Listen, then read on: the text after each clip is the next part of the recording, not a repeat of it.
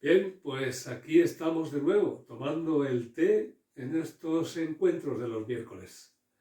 Hoy quería comentar algo que ha estado en las noticias últimamente y que no es normal. Además de política, de fútbol y cotilleos, hay otras cosas que trascienden a los medios, aunque a veces pasan desapercibidas.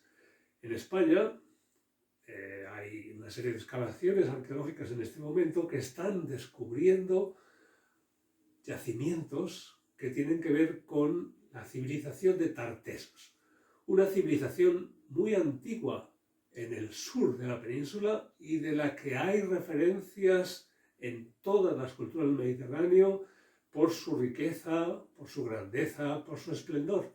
Sin embargo, en España casi no pasaba de ser una mera leyenda. Hoy, sin embargo, tenemos ya una serie de bustos, de imágenes, de representaciones y otra serie de cosas que están apareciendo en estos yacimientos con respecto a la realidad y la grandeza de esa cultura. Algunos le llaman la Atlántida española. Está eso, ubicada una gran ciudad, ubicada y que además tiene una cierta correspondencia según las investigaciones que se han hecho, lo que se ha encontrado en el fondo del mar, en la zona de Huelva, con la descripción que hace Platón en su diálogo El Timeo de lo que fue la Atlántida, esa ciudad que tenía una serie de círculos de agua y edificaciones alrededor de ella para protegerse, porque era un gran imperio y que estaba enfrentada con el antiguo imperio griego. Esas son las referencias de Platón. Esto no quiere decir que Tartesos sea la Atlántida, pero sí hay ciertas referencias curiosas también, porque en la Biblioteca Nacional de Madrid existe un archivo como referencia de una investigación, no sé si secreta o discreta, que hizo Franco sobre la Atlántida en el norte de África. Bien, estas son anécdotas. Lo que yo sí quería es hacer referencia a otra cuestión. Aparte de los hechos históricos, hay una evocación sobre los relatos míticos de origen de civilizaciones. Eso fue lo que ocurrió con Homero en Grecia. La Ilíada, donde se cuenta la guerra de Troya, muchos pensaron hasta el siglo XIX que era simplemente un relato mítico, como también las leyendas que había sobre Tartesos en España. Hasta que comenzó la arqueología, porque alguien se empeñó en excavar para ver si en la zona donde Homero describía existió realmente una ciudad. Y la sorpresa fue que no solo se encontró una Troya, sino 10 en distintas capas. Curioso. Pues ahora está ocurriendo aquí, en España, en el sur de España, una civilización que también enlaza míticamente con la mitología griega a través de un personaje que era Gerión y también otro mucho más conocido que es Hércules. Por eso, en el escudo de Andalucía, en España, está la figura de Hércules, porque fue el que también, según algunos, como el primer catedrático de filosofía española, Bonilla y San Martín, apuestan o plantean que Hércules, aparte de ser un señor muy fuerte, según las referencias que se suelen tener de él, era alguien que trajo el conocimiento de Oriente a Occidente, a España. Y por eso también en España, desde Cádiz hasta Coruña, se crearon una serie de puntos donde se impartía ese conocimiento, las cuevas de Hércules. Y la cueva principal quizás fue la de Toledo, que según también la leyenda de Toledo, esa fue el origen en torno al cual se fue construyendo la ciudad. Muchos mitos, muchas referencias. Por eso yo mismo empecé a escribir una historia de la que luego hablaremos. Una historia al estilo de Homero, es decir, un poema épico. Porque tiene su sentido.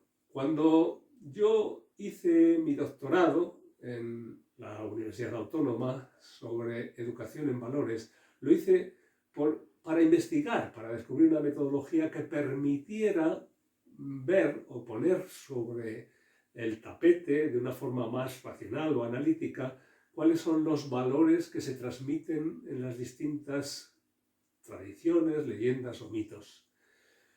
Una forma que para mí fue la de transmitir el conocimiento desde la antigüedad. Bueno, no solo para mí, esa también fue una afirmación que yo tomé de Robert Graves, un gran historiador inglés que se enamoró del Mediterráneo y vivió y murió en Mallorca. En fin, hay una serie de elementos poderosos que están detrás de esas evocaciones más allá de lo racional, pero que normalmente, cuando son evocaciones míticas, cuando son leyendas, nos llegan más a lo profundo. Por eso también hace años di una conferencia en la Universidad Autónoma de Madrid hablando de cómo algunas películas, como La Guerra de las Galaxias, El Señor de los Anillos, a veces hacían más por la educación en valores que las clases de ética. Otra cuestión es qué tipo de valores transmiten, y por eso se necesita una metodología adecuada, un lenguaje adecuado para ese sistema de transmisión de valores, conocimiento, de experiencias, de vivencias, de orientaciones de vida simbólico que está a través de esos códigos. Y ese es el lenguaje que yo fui desarrollando y que luego ha probado ser muy interesante y eficaz a la hora de resolver asuntos emocionales, porque para mí tiene que ver con el origen del lenguaje humano, la forma de representación interna de nuestras vivencias y emociones. Y así lo planteaba como hipótesis en mi propia tesis doctoral y también en algunos de mis libros para explicar cómo funciona esa forma de codificación de las emociones. Después he estado haciendo pues una serie de demostraciones con profesores en distintas universidades, fundamentalmente en México y en algunos otros países, de cómo esta aplicación del método es realmente eficaz ante situaciones que quedan bloqueadas emocionalmente desde atrás.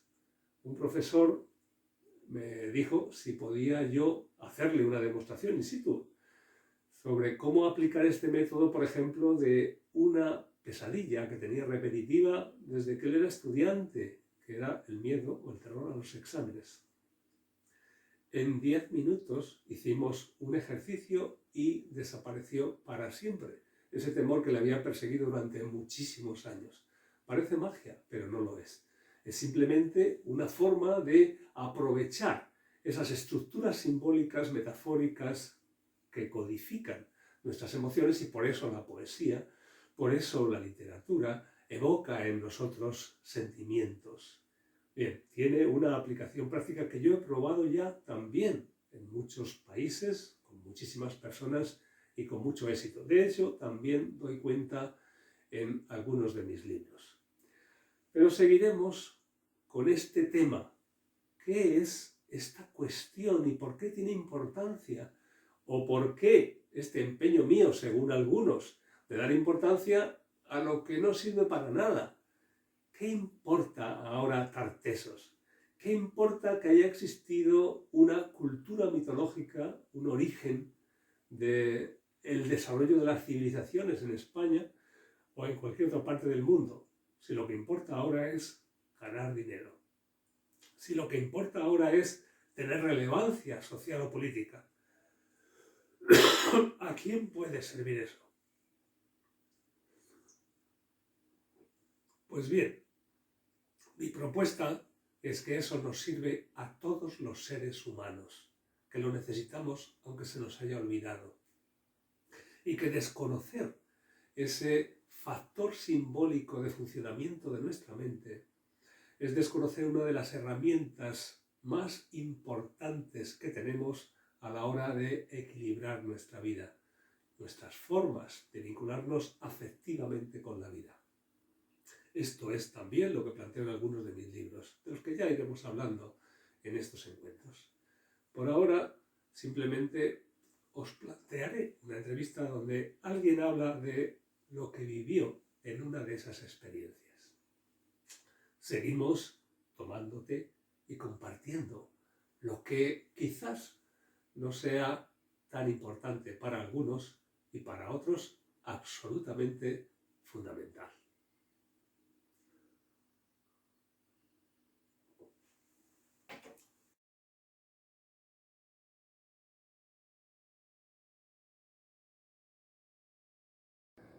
Hola Julián, ¿cómo estás? Buenas tardes, muy bien, gracias.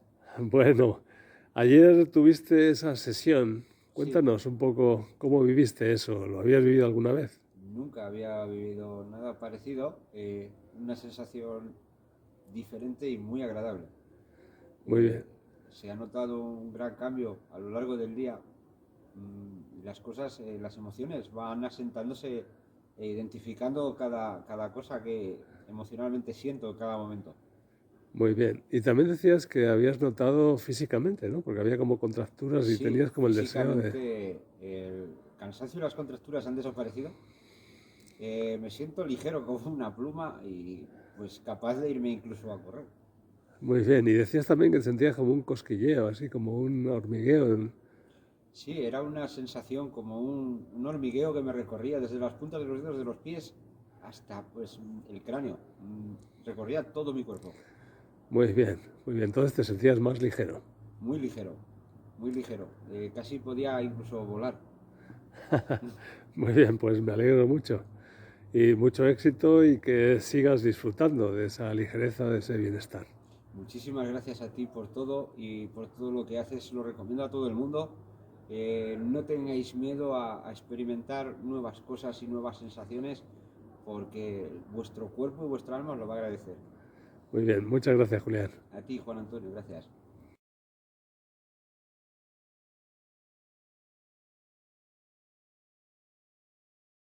Bien, pues aquí tengo esta epopeya de Tartesos que está asequible para cualquiera en Amazon. Eh, y en ella, pues como decía antes, hay una serie de referencias simbólicas que van generando en nosotros vivencias, situaciones y sobre todo emociones.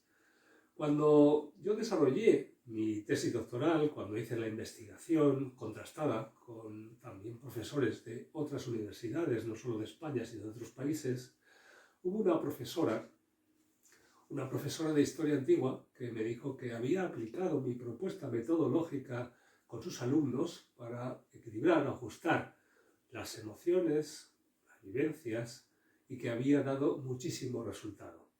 El planteamiento es que cuando se hace originado o vinculado con algo que está alejado de nosotros, como estas leyendas o relatos míticos, tiene mucha más importancia o llega más a lo profundo también a nuestras estructuras arquetípicas que aquello que surge de lo cotidiano, como a veces ocurre en las clases de ética, que se hace reflexión, y está bien, sobre asuntos de nuestro día a día. Bien, ahora voy a leeros algunos versos de esto, espero que os agrade. Ya hice algunas presentaciones y el relato, no solo el relato, la historia, sino también el ritmo épico que tienen estos versos, genera algo especial. Esa música, esa cadencia, tiene algo de especial. Por eso quiero compartir con vosotros algunos versos. Así empieza este primer relato, o esta primera parte de este poema épico que está vinculado con Gerión. Ya tronaban las plétoras augustas en el cuerpo hispánico sagrado, y los toros bramaban avisados en la dársena injusta que alentaba los fuegos para los sacrificios inhumanos. Hay quienes consideraron, al escuchar esto, que era quizás como muy trágico, muy violento, pero realmente nuestro mundo comienza con esa violencia, con esa forma de imposición de unas personas sobre otras, como hoy en día está ocurriendo también con la guerra. Bueno, las guerras, porque en Europa ahora está en el candelero la guerra de Rusia o la invasión de Rusia a Ucrania, pero hay muchas otras guerras en distintas formas, medidas, que quizás tampoco salen en las noticias, pero también violentas. Partimos de ahí, no porque a mí me guste especialmente la violencia de la guerra, sino porque es el punto de partida para transformar, para poder sublimar, para poder construir la civilización, la convivencia, la paz. Es un hecho que no podemos obviar.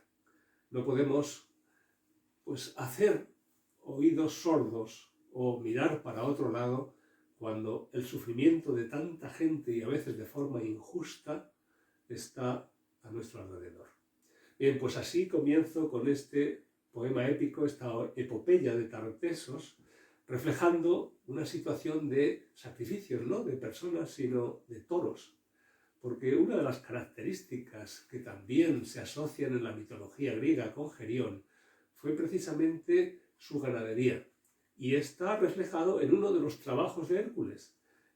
La diosa le envió a Hércules a robar los toros de Gerión, y eso generó un enfrentamiento.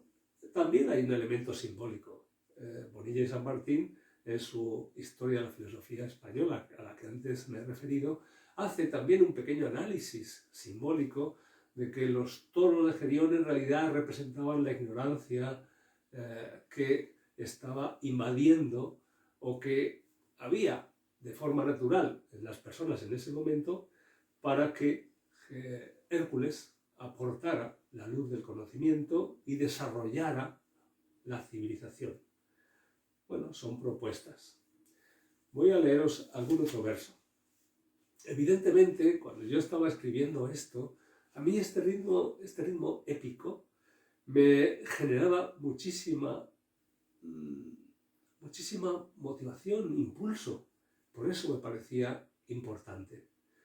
Tiene una serie de características técnicas que luego ya, en todo caso, hablaremos cuando hablemos de técnica literaria. Pero ahora quiero leeros algún otro verso para que veáis esta música a la que me refiero en este poema épico.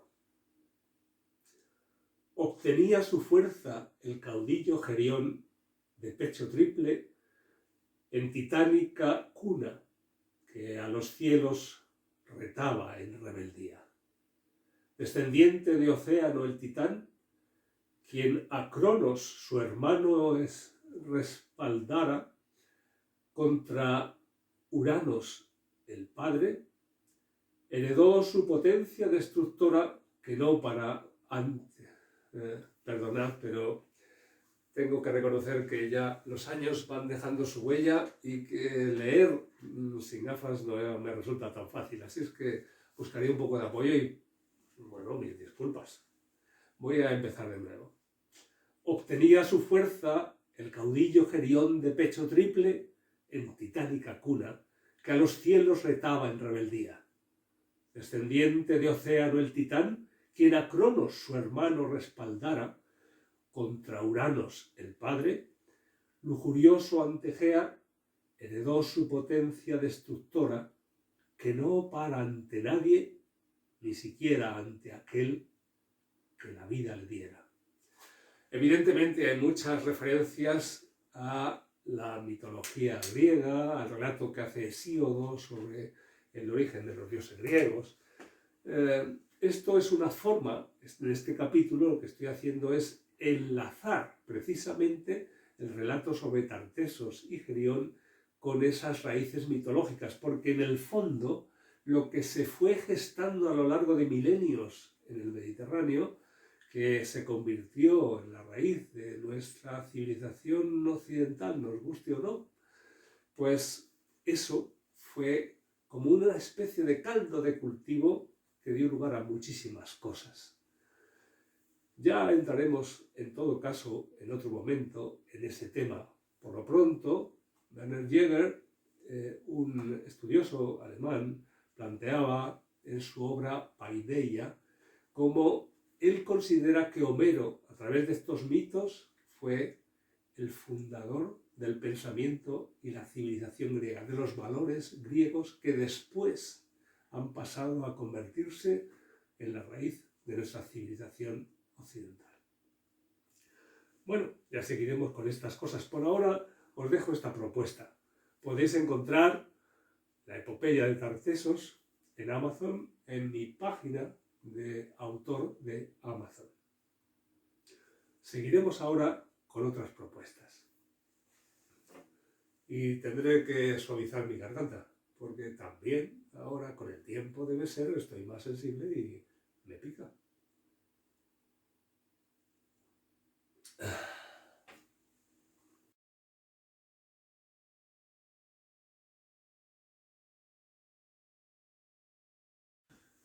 Bien, aunque me he referido a la epopeya de Tartessos en ese poema épico como una referencia importante que para mí tiene sentido cuando nosotros aprendemos a utilizar ese código metafórico para poder hacer ajustes en nuestra mente profunda, en nuestras emociones, que es realmente eficaz. Me he referido también a mi página donde tengo publicaciones, no solo de poesía, también hay novelas, también hay relatos de distintos tipos. De eso ya hablaremos otro día, pero la cuestión ahora es que en mi página, en métodobenedi.com, www.métodobenedi.com, podéis encontrar propuestas también de formación o de trabajo con lo que es la creación literaria. Claro que para poder dar clases de creación literaria, pues primero hay que mostrar que la creatividad existe. Y por eso es por lo que os he traído aquí con una muestra. Tengo publicados ahora mismo 83 libros y estoy en proceso con otros 10 más. ¿Para qué sirve la creatividad literaria? Aparte de para escribir libros con ese sueño que algunos todavía pueden concebir de vivir de la literatura. Eso evidentemente es un sueño. Son muy poquitas las personas que puedan vivir realmente de la literatura. Pero tiene otra función más importante y más enriquecedora para todos nosotros. Cuando nosotros podemos desarrollar o abrir nuestra creatividad para escribir relatos, ya sea en forma de relatos cortos, de novelas, de poemas épicos o poemas líricos, nosotros lo que estamos haciendo es proyectar y por lo tanto abrir una puerta para que las tensiones internas se disfracen y comiencen a bailar su propia danza hasta conseguir bailar bien, es decir, hasta conseguir la belleza del relato en la vida. No importa si otras personas lo leen o no, lo que importa es el hecho de escribir. Al principio, yo sé, también cuando yo empecé a escribir, ya hace unos cuantos años, pues me generaba muchísima ansiedad, era muy difícil, se me acumulaban ideas, se me acumulaban tensiones, no podía expresarme bien. Después, eso poco a poco, con un poco de técnica, con un poco de habilidad y sobre todo con mucha experiencia, es decir, con trabajo continuado, eso va tomando una orientación diferente. Hoy en día, cuando yo escribo una novela, no es para hacerme famoso ni rico con su venta, es porque para mí, en el hecho de escribir, hay tal vitalidad, hay tal intensidad emocional, onírica o de evocación en muchos sentidos, que eso me ayuda, y quizás os parezca exagerado, pero es la realidad. Me hace ser más feliz que la mayor parte de las cosas que encuentro y sobre todo las cosas del consumo. Todos los seres humanos, y yo lo considero así, todos los seres humanos tenemos un potencial grandioso, es nuestro verdadero tesoro, pero a veces lo desconocemos y no sabemos desarrollarlo de forma adecuada. Y por supuesto, si no sabemos desarrollarlo con nosotros mismos, mucho menos con los demás. Antes de compartir nuestros tesoros con los demás, tenemos que conocerlos. Y para eso es para que yo estoy planteando de forma individualizada o en grupo estos cursos de creación literaria, una forma de ajustar nuestras emociones, de transmitir nuestros sueños más profundos y de poder compensar las ansiedades, las carencias, las frustraciones de una manera que nos permita vivir mucho más felices. Os invito a que quien quiera explorar estas herramientas, pues ahí dejo la puerta en esta página métodobenedí.com, www.métodobenedí.com, donde podréis encontrar una serie de referencias y estos cursos donde propongo ese trabajo de observación, de aprender el lenguaje de nuestra mente profunda y de expresar para equilibrar rápidamente nuestros procesos emocionales y disfrutar de momentos de felicidad. Hasta la próxima. Nos vemos el próximo miércoles.